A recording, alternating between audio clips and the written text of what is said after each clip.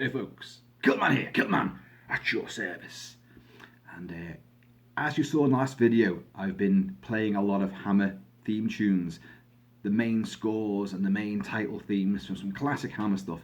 And the previous video was a bit controversial. It was about the uncanny similarity between the opening title theme to Justice League, the animated series, and of course the original Harry Robertson score for Twins of Evil from 1971.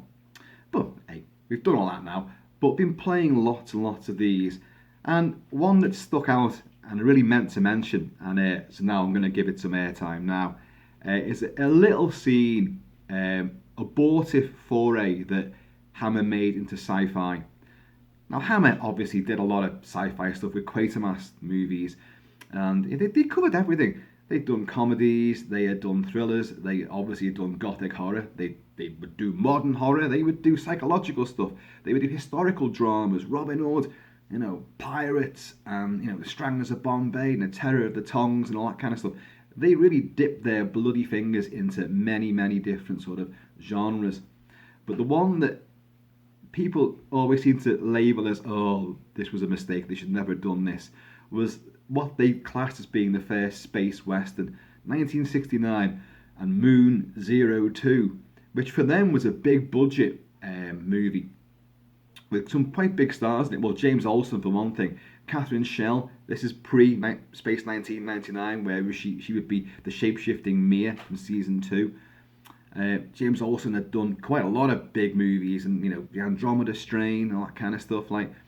So he would go on to play Arnold Schwarzenegger's Commander-in-Chief in Commando.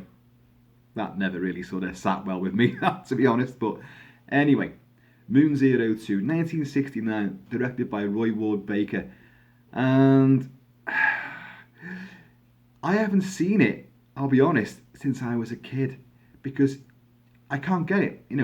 I think it does exist on DVD and Blu-ray, but they're foreign versions and I haven't got them. They're quite pricey. But playing this, I really want to see the film again now. I do remember bits of it. James Olsen is some kind of, space hotshot astronaut, and he's enlisted to help by some beautiful woman, which I think is Adrienne Corrie from Clockwork Orange, the one who gets her head smashed in with a great big, ceramic dildo, by Alex and his droogs. Now, I think she enlists him to help find her brother who's gone missing on the moon, because it's in the future and there's moon bases and all this sort of stuff. And but while he's there, Warren Mitchell, I think, then hires him to join his band of ne'er-do-wells to try and hijack an asteroid made out of sapphire to crash it on the moon and mine it all. Something like that. But there's lots of battles in zero gravity, people bouncing around on a very white polystyrene rock landscape. But the effects, from all accounts, which I don't remember too well, were pretty good. Nick Holder, who worked on so many movies, Blade Runner, Alien, so many, Black Hole, did some work on it as well, and there were some reasonable optical effects on it too. And it's a bit of a wacky story, and for Hammer to attempt this, it's audacious, let's say. And sadly, when they went into the 70s, and this was 69, it was the downward slide for Hammer. But they had to go at the very least. People say, this was their attempt to, do their version of 2001: A Space Odyssey. Not really. I mean, it's trying to cash in on the space race and the NASA landings. Another idea is that the film failed because people were more interested in the real NASA landings, if they ever happened. Whoa! Kilt-Man, stop with the controversies, will you? And the conspiracy theories. But I don't buy that. That was real men landing on the moon, apparently. Yeah, the world was gobsmacked, but films still existed and people still want escapism. Neil Armstrong wasn't blasting things out the sky with laser guns, was he? So, I don't buy it. I remember the film as a kid, and I remember loving it loads. For me, I remember that it was colourful, it was a romp, it was action-packed.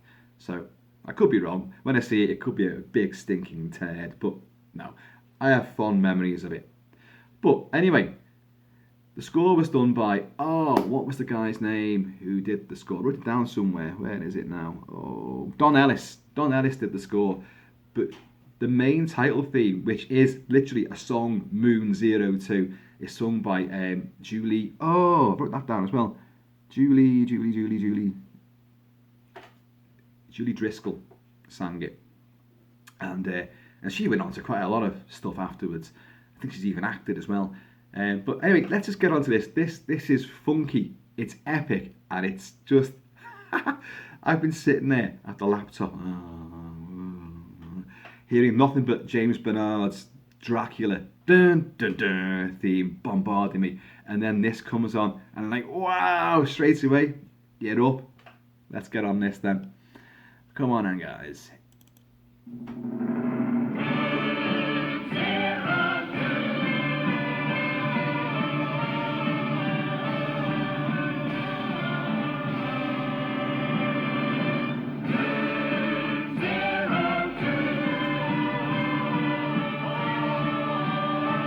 How epic's that? It's almost like She, you know? Go find the world you're seeking. And then you get into this. Stars are new in the making. It's time to fly. Deep space is calling you. Deep space is calling you. Go far, go wild, go lonely. New worlds are there for the taking. I'm set to go. Let's travel, just we two. Obviously, Barbarella have been out. Funky psychedelic space opera.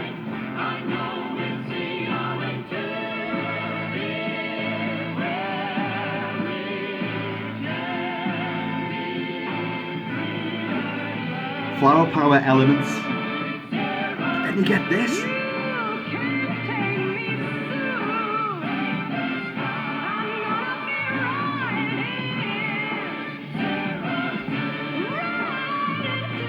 It's great, you can imagine it, can't you? Mini skirts, then big, leather boots on, big hair, strutting about, those little pencil microphones. Bunch of dickheads in the background with space helmets on, with the guitars. Oxygen tanks on the guy on the drums. Moon buggies.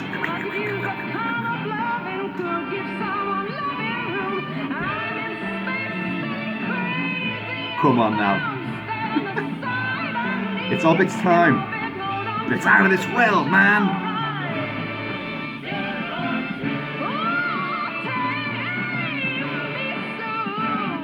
Oh, I so want to see this film again now. I'll delete this video.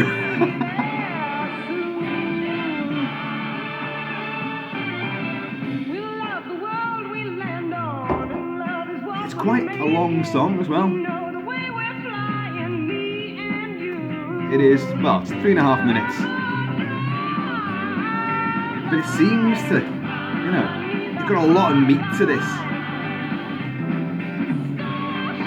And I presume in the movie, because the soundtrack is funky beyond this, it is a little bit psychedelic, but it's definitely, it's leaving flower power, summer of love, and entering the 70s disco funk era.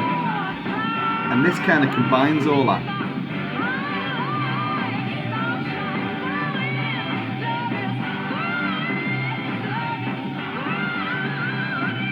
Getting a bit jumbled now. Trying to build together. But they're good vocals, aren't they?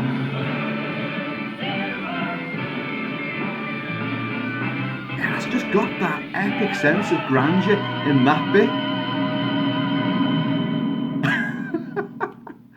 What? Again? Okay.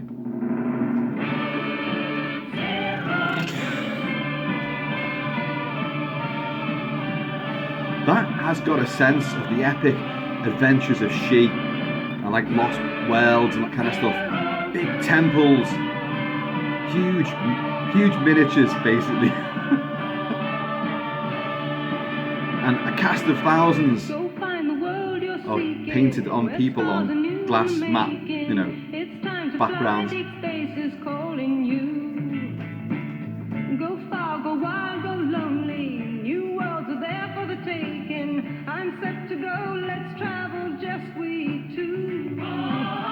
like it. I think it's really groovy, man.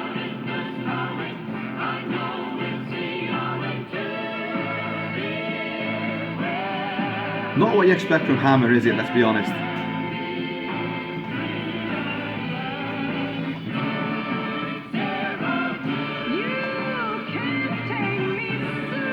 Obviously, a chorus there of like girls with like flowers in their hair, psychedelic pattern little mini skirts and dresses, big heels like that, because you need them on the moon, so you don't fall into craters.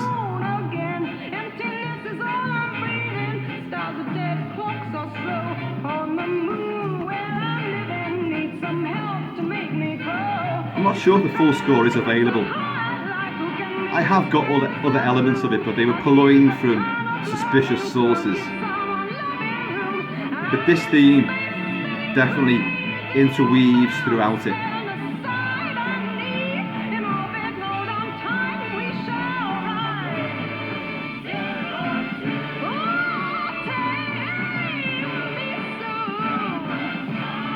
Yeah.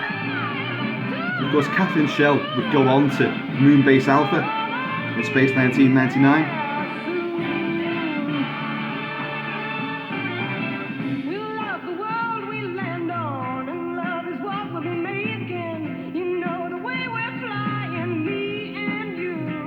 It is good. That's 60s, that. Especially with the backing as well.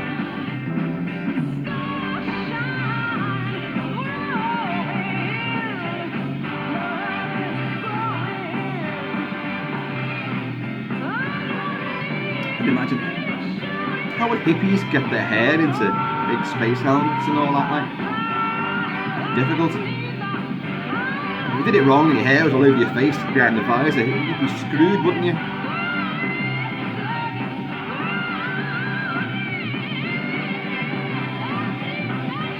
Ready for the big crescendo? The big blast off?